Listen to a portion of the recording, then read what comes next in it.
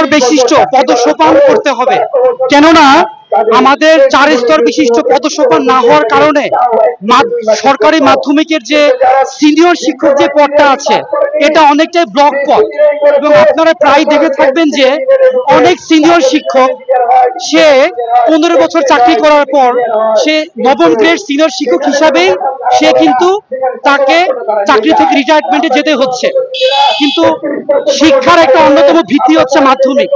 এই মাধ্যমিক সেক্টরে যদি নবম গ্রেডকে পদসোপান এন্ট্রি পদ ধরে যদি 4 স্তরের পদসোপান না করা যায়, তাহলে এখানে সুযোগ্য, মেধাবী এবং ডাইনামিক শিক্ষক ভবিষ্যতে আসবে না।